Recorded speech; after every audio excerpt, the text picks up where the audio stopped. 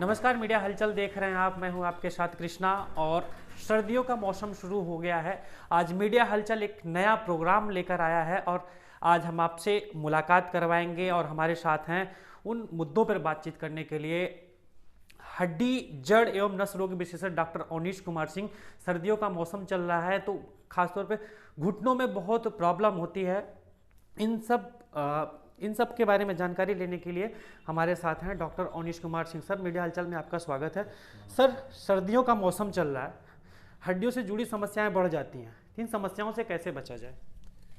हाँ, सर्दियों में असल में हड्डियों की समस्या इसलिए बढ़ जाती हैं क्योंकि जो खून की नसें होती हैं वो सिकुड़ जाती हैं और खून का प्रवाह जोड़ों में कम हो जाता है, जिसके कारण जोड़ अकड़ जाते हैं और उनमें दर्द हो जाता है। तो इसके लिए हम लोग मरीजों को ये सलाह देते हैं कि अपने जोड़ों को गर्म रखें और कुछ जेल वगैरह आते हैं उनको लगा करके गर्म से सेकाई करें, सीधा नमक गर्म पानी में डाल करके सेकाई करें और जोड़ों को ज़्यादा देर तक मोड़ करके न बैठें, उकड़ू और पालथी मार कर न बैठें और जोड़ों को गर्म रख के वो सर्दियों के मौसम में बचाव कर सकते हैं। बाकी खान पान में बदलाव करें, हरी पत्तेदार सब्जी खाएं, थोड़ा सा धूप में बैठें, कसरत करें, इससे जोड़ों की समस्याओं से बचा जा सकता है। सर, हाथ या पैर कोई भी शरीर की हड्डी टूटने के बाद, ऑपरेट होने के बाद सही तो हो जाता है, लेकिन एक समय के बाद जो उसमें दर्द रहता है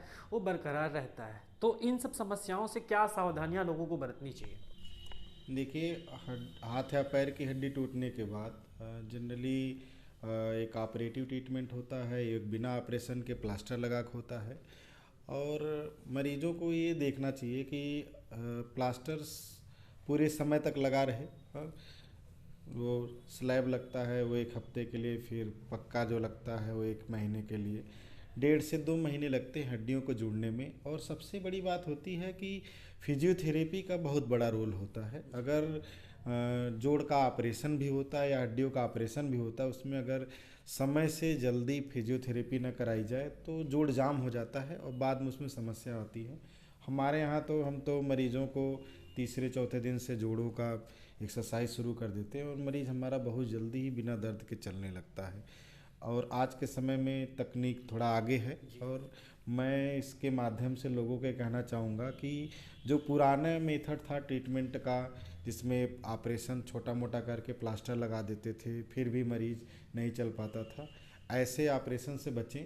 और जो आज के समय में दूरबीन से नई तकनीक द्वारा ऑपरेशन हो रहा है, ऐसे ऑपरेशन कराएं जिसमें हम लोग मरीज़ को तीसरे चौथे दिन से चला देते हैं और मरीज़ जल्दी ही अपने दैनिक क्रियाकर्म करने लगता है, दूसरे के ऊपर निर्भरता ख़त्म हो जाती है और जो ऑपरेशन के बाद दर्द बने रहने की समस्या थी उससे बहुत निजात मिल जाती है, क्योंकि फिजियोथेरेपी हम लोग जल्दी शुरू कर देते हैं। सर, आर्थराइटिस की समस्या एक उम्र के बाद लगभग लोगों को इसकी प्रॉब्लम होती है, तो इस समस्याओं से कैसे बचा जाए? देखिए, अभी जो हमारे यहाँ मरीज आते हैं उनके देख करके हमको यही लगता है कि आज के समय में सबसे बड़ी समस्या है कैल्शियम और विटामिन की कमी। कैल्शियम तो हम दूध या और भी जो खाना है उससे मिल जाता है, लेकिन विटामिन डी का एकमात्र सोर्स जो है वो सनलाइट है। और सूरज की रोशनी से हम आजकल ऐसी लाइफ स्टाइल हो गई है कि हम सब लोग भाग रहे हैं या हम अपने काम में इतना व्यस्त हो जाते हैं कि सूरज की रोशनी में नहीं हो पाते। तो ये छोटे उम्र से लेकर के बड़े उम्र तक सब में ये समस्या है और विटामिन डी मुख्य कारण है इसमें। इसलिए मैं लोगों को ये एडवाइस हमेशा देता हूँ अपने सारे मरीजों को कि आप 10 से 2 के बीच में पेट और पीठ पे आपकी धूप पड़े 15 मिनट के लिए, अगर सूरज की रोशनी पड़ जाती है तो इससे 2-4 दिन का vitamin D free of cost बन जाता है। तो सबसे अच्छी बात है, शरीर के स्किन के नीचे जो कोलेस्ट्रॉल होता है वो विटामिन डी में कन्वर्ट हो जाता है। मतलब कोलेस्ट्रॉल लोग कहते हैं कि अच्छा नहीं होता शरीर के लिए, लेकिन वही अच्छा जो नहीं है कोलेस्ट्रॉल, वो शरीर में एक अच्छी चीज़ विटामिन डी में बदल जाता है जो कैल्शियम को हड्डियों में पहुंचाता है और हड्डियों के मजबूत करने में सहायक होता है।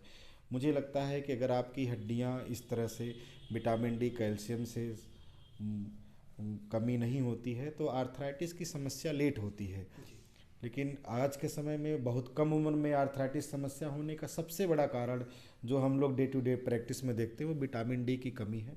इसलिए मेरी लोगों से एडवाइस है कि अगर नेचुरल विटामिन डी चाहते हैं तो धूप में 15 मिनट 10 से 2 के बीच में ज़रूर बैठें। और ख़ास बात है, धूप जो है पेट और पीठ पे पड़नी चाहिए।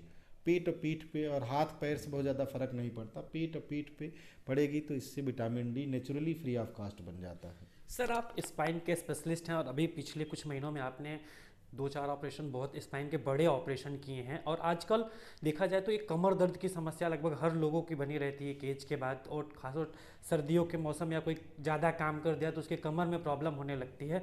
तो इन सब कारणों से कैसे बचा जाए? कमर दर्द तो बहुत कॉमन है। हाँ, हमारे पास ये जान लीजिए कि जितने मरीज आते हैं उसमें 40% तो कमर दर्द के कारण ही आते हैं। और सबसे बुरी बात यह है कि यंग लोग इसमें ज़्यादा इन्वॉल्व हो रहे हैं, यंग मेल्स फीमेल्स सब आते हैं। तो मैं आपके माध्यम से ये कहना चाहूँगा कि कमर दर्द का हमारे यहाँ एक बहुत ही नवीनतम तकनीक से इलाज होता है और नॉन ऑपरेटिव होता है। इसमें कैसा भी डिस्क बढ़ा हुआ हो, डिस्क बढ़ना एक मोस्ट कॉमन है जिसके कारण कमर दर्द होता है। कैसा भी डिस्क बढ़ा हुआ, आप लोग ऑपरेशन कराने से पहले एक बार हमसे ज़रूर मिलें।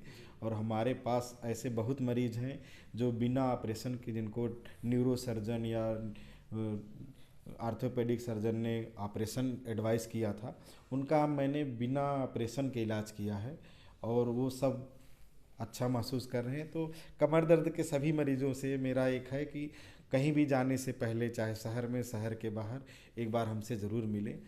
और बचने का उपाय यही है कि विटामिन डी को चेक कराएं, विटामिन डी सही रखें, कैल्शियम खाएं और सही पोस्चर का इस्तेमाल करें और खान पान को थोड़ा ध्यान दें।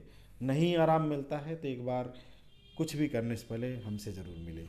सर, एक लास्ट सवाल आपसे। घुटने का दर्द आजकल अमूमन लोगों में रहता है, एक एज के बाद रहता है, और कभी कभी होता है कि हाथ की जो कलाई है, नस का ब्लड क्लॉटेज होने की वजह से, आप नस के भी स्पेशलिस्ट हैं, तो जो ये घुटने का जो दर्द रहता है, कौन सी ऐसी नई तकनीक है इनसे बचा जाए जो अमूमन लोगों को प्रॉब्लम होती है, प्रॉब्लम से बचें? देखिए, घुटने का दर्द बहुत ही कॉमन हो गया है, तो यंग में भी हो रहा है। तो हमारे यहाँ एक नई तकनीकी है, प्लेटलेट रिच प्लाज्मा, PRP कहते हैं। और इसके द्वारा, ये जापानीज टेक्नोलॉजी है, इस टेक्नोलॉजी के द्वारा हम लोग आपके ही खून से एक दवा बनाते हैं और घुटने में डाल देते हैं। तो जो खून घुटने में नहीं पहुंच पाता है, जिसके कारण जो वहाँ ऊतक क्षतिग्रस्त हो जाता है, उसका रिपेयर नहीं हो पाता, तो हम लोग आपके खून से वो चीज़ें निकाल करके उसमें डाल देते हैं जो किसी भी क्षतिग्रस्त ऊतक की मरम्मत के लिए ज़रूरी होता है। तो उससे जल्दी हो जाता है, नेचुरली होता है और बढ़िया होता है। ग्रेड 1 ग्रेड 2 ऑस्टियोआर्थराइटिस में अगर मरीज़ हमारे पास आ जाता है तो उसमें हम लोग 15-15 दिन पे 3 इंजेक्शन लगाते हैं और इसके बहुत अच्छे परिणाम हैं। हमारे कुछ मरीज़ जो कई जगह भटक रहे थे और इस इंजेक्शन के द्वारा और उनको बहुत आराम मिला। तो हम आपके माध्यम से कहेंगे कि लोग आएँ और अपने घुटने की जांच करें। अगर वो ग्रेड 1 ग्रेड 2 में है तो आर्थराइटिस को बढ़ने से रोकें। ये एक नेचुरल तरीका है जिससे हम घुटने को ऐसे ऑपरेशन में जाने से पहले ही बचा सकते हैं। सर, जो नस क्लॉटेज हो जाती है उसके लिए आप कैसे क्या करते हैं? नस के लिए हम लोग इंजेक्शन लगाते हैं और उसके कई तरह के इंजेक्शन आते हैं। हम लोग सस्ता भी लगाते हैं, कुछ महंगे इंजेक्शन्स भी आते हैं और सारे जितने भी अंतर्राष्ट्रीय स्तर की चिकित्सा है सब हमारे यहाँ उपलब्ध है। और एक बार कोई भी समस्या हो तो ज़रूर मिले। बहुत बहुत धन्यवाद सर आपका। तो डॉक्टर साहब, सीधा हड्डी और नस से रिलेटेड जितनी भी समस्याएं हैं, अमूमन सर्दियों के मौसम में जो लोगों को प्रॉब्लम होती है, तमाम सारी जानकारियां डॉक्टर साहब दिए। तब तक के लिए देखते रहिए आप मीडिया हलचल।